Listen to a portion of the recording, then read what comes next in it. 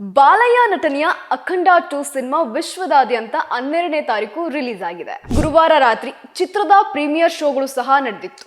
ಬಳಿಕ ಮೊದಲ ದಿನದ ಬುಕ್ಕಿಂಗ್ ಆಗಿ ಅಭಿಮಾನಿಗಳು ಸಹ ಮುಗಿಬಿದ್ದು ಬುಕ್ ಮಾಡಿ ಸಿನಿಮಾವನ್ನ ಈಗಾಗಲೇ ನೋಡಿದ್ದಾರೆ.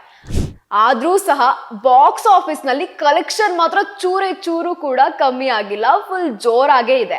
ಲಾಜಿಕ್ ಅನ್ನೋದನ್ನ ಪಕ್ಕಕ್ಕಿಟ್ಟು ಕೇವಲ ಬಾಲಯ್ಯನ ಮ್ಯಾಜಿಕ್ ಮಾತ್ರ ನೋಡ್ಬೇಕು ಅಷ್ಟೇ. ನಂದಮುರಿ ಬಾಲಕೃಷ್ಣ ಅವರು ಮತ್ತು ಸಂಯುಕ್ತ ಮೆನನ್ ಮೊದಲಾದವರು ಸಹ ನಟಿಸಿರುವಂತಹ ಈ ಸಿನಿಮಾದ ಒಟ್ಟು ಕಲೆಕ್ಷನ್ ಭರ್ಜರಿಯಾಗೇ ಇದೆ. ಆದ್ರೆ ಅಭಿಮಾನಿಗಳು ಮಾತ್ರ ಬಾಲಯ್ಯ ಅವರನ್ನ ಇಂದಿಗೂ ಸಹ ಕೈಬಿಟ್ಟಿಲ್ಲ. ಇನ್ನು ಡೆವಿಲ್ ಹಾಗೂ ಅಖಂಡ 2 ಸಿನಿಮಾ ಒಟ್ಟಿಗೆ ರಿಲೀಸ್ ಆಗಿದೆ. ಈ ಎರಡೂ ಸಿನಿಮಾಗಳ ಮಧ್ಯೆ ಕಠಿಣ ಸ್ಪರ್ಧೆ ಅಂತೂ ಏರ್ಪಟ್ಟಿತ್ತು. ಡೆವಿಲ್ ಸಿನಿಮಾ ಕೇವಲ ಕರ್ನಾಟಕದ ಕಲೆಕ್ಷನ್ ಮಾತ್ರ ನಂಬ್ಕೊಂಡಿದೆ, ಆದ್ರೆ ಅಖಂಡ 2 ಮಾತ್ರ ಆಗಲ್ಲ. ಆಂಧ್ರ ಪ್ರದೇಶ್, ತೆಲಂಗಾಣದ ಜೊತೆ ಕರ್ನಾಟಕದಲ್ಲೂ ಪ್ರದರ್ಶನ ಕಾಣ್ತಾ ಇದೆ. ಹಾಯ್ ಹಲೋ ನಮಸ್ಕಾರ, ನೀವು ನೋಡ್ತಾ ಇದ್ದೀರಾ ಸ್ಪೀಡ್ ಪ್ಲಸ್ ಕರ್ನಾಟಕ. ನಾನು ಸುಷ್ಮಿತಾ ನಟರಾಜ್. ಬಾಲಯ್ಯ ನಟನೆಯ ಅಖಂಡ 2 ಸಿನಿಮಾ ವಿಶ್ವದಾದ್ಯಂತ 12ನೇ ತಾರೀಕು ರಿಲೀಸ್ ಆಗಿದೆ. ದೊಡ್ಡ ಮಟ್ಟದಲ್ಲಿ ಬಾಕ್ಸ್ ಆಫೀಸ್ನ ಶೇಕ್ ಕೂಡ ಮಾಡ್ತಾ ಇದೆ.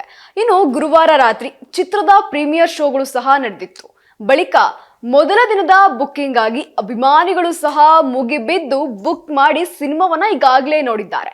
ಆದ್ರೆ ಚಿತ್ರಕ್ಕೆ ಮಿಶ್ರ ಪ್ರತಿಕ್ರಿಯೆ ಸಿಕ್ಕಿದೆ. ಅಂದ್ರೆ ಪಾಸಿಟಿವ್ ಅಂಡ್ ನೆಗೆಟಿವ್ ಎರಡೂ ರೀತಿ ರೆಸ್ಪಾನ್ಸ್ ಸಿಕ್ಕಿದೆ. ಆದ್ರೂ ಸಹ ಬಾಕ್ಸ್ ಆಫೀಸ್ ನಲ್ಲಿ ಕಲೆಕ್ಷನ್ ಮಾತ್ರ ಚೂರೇ ಚೂರು ಕೂಡ ಕಮ್ಮಿ ಆಗಿಲ್ಲ, ಫುಲ್ ಜೋರಾಗೇ ಇದೆ. ಯಾಕಂದ್ರೆ ಇದು ಪಕ್ಕಾ ಬಾಲಯ್ಯ ಸ್ಟೈಲ್ ಸಿನಿಮಾ. ಲಾಜಿಕ್ ಅನ್ನೋದನ್ನ ಪಕ್ಕಕ್ಕಿಟ್ಟು ಕೇವಲ ಬಾಲಯ್ಯನ ಮ್ಯಾಜಿಕ್ ಮಾತ್ರ ನೋಡ್ಬೇಕು ಅಷ್ಟೇ. ಆದ್ರೆ ಒಂದಷ್ಟು ಎಲಿವೇಶನ್ ಸೀನ್ಸ್ ಮಾತ್ರ ಚೆನ್ನಾಗಿದ್ದು, ಇನ್ನುಳಿದಂತೆ ಅಖಂಡ 2 ಸಿನಿಮಾ ಪ್ರೇಕ್ಷಕರಿಗೆ ಇಷ್ಟ ಆಗೋದಿಲ್ಲ ಎಂಬ ಪ್ರತಿಕ್ರಿಯೆ ಕೂಡ ಕೆಲವರ ಬಾಯಿಂದ ಬಂದಿದೆ. ಕೆಟ್ಟ ವಿಮರ್ಶೆಗಳ ನಡುವೆಯೂ ಸಹ ಬಾಲಯ್ಯ ಅವರ ಅಖಂಡ 2 ಸಿನಿಮಾ ಬಾಕ್ಸ್ ಆಫೀಸ್ ನಲ್ಲಿ ಅಬ್ಬರಿಸ್ತಾ ಇದೆ. ಸಿನಿಮಾ ಟಾರ್ಚರ್ ಎಂದು ಒಂದಷ್ಟು ಅಭಿಪ್ರಾಯಗಳು ಬಂದರೂ ಸಹ ಅಭಿಮಾನಿಗಳು ಮಾತ್ರ ಬಾಲಯ್ಯನ ಕೈಬಿಟ್ಟಿಲ್ಲ. ಇದುವರೆಗೂ 61 ಕೋಟಿ ಕಲೆಕ್ಷನ್ ಮಾಡಿ ನಿರ್ಮಾಪಕರಿಗೆ ಲಾಭ ತಂದುಕೊಟ್ಟಿದೆ. ಕರ್ನಾಟಕದ ಜೊತೆ ಆಂಧ್ರ, ತೆಲಂಗಾಣದಲ್ಲೂ ಸಹ ಭಾರಿ ಗಳಿಕೆಯನ್ನ ಕಂಡುಕೊಂಡಿದೆ. ಹೌದು, ಯಾಕಂದ್ರೆ ಕೆಲವು ಸಿನಿಮಾಗಳೇ ಹಾಗೆ, ವಿಮರ್ಶೆಗಳ ಬಗ್ಗೆ ಜನರು ತಲೆ ಕೆಡಿಸ್ಕೊಳ್ಳೋದೇ ಇಲ್ಲ.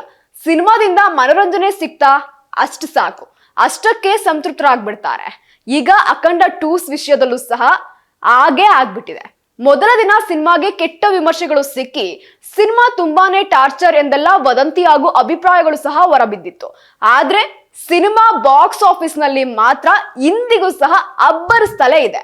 ನಂದಮುರಿ ಬಾಲಕೃಷ್ಣ ಅವರು ಮತ್ತು ಸಂಯುಕ್ತ ಮೆನನ್ ಮೊದಲಾದವರು ಸಹ ನಟಿಸಿರುವಂತಹ ಈ ಸಿನಿಮಾದ ಒಟ್ಟು ಕಲೆಕ್ಷನ್ ಭರ್ಜರಿಯಾಗೇ ಇದೆ.